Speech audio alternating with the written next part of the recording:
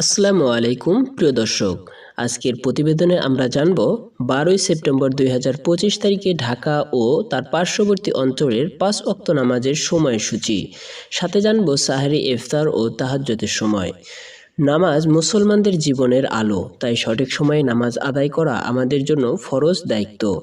ভিডিওটি যদি আপনার উপকারে আসে তবে অবশ্যই চ্যানেলটি সাবস্ক্রাইব করুন, আর ভিডিওটি শেষে আপনার জেলার সাথে সময় মিলছে কিনা তা কমেন্টে আমাদেরকে। ফজর শুরু হবে 4:28 থেকে এবং শেষ হবে 5:44।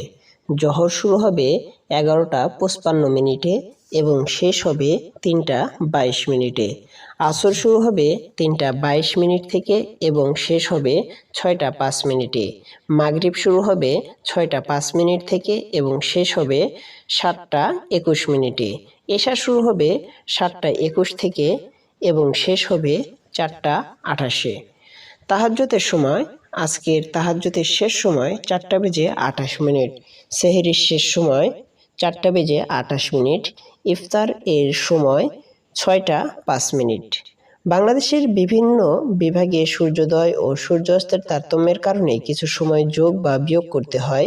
নিচে সাধারণ হিসাবে চট্টগ্রাম বিভাগের সঙ্গে ঢাকা সময়ের সাথে 4 মিনিট যোগ করতে হবে। সিলেট বিভাগের জন্য ঢাকা সময়ের সাথে 3 মিনিট যোগ করতে হবে।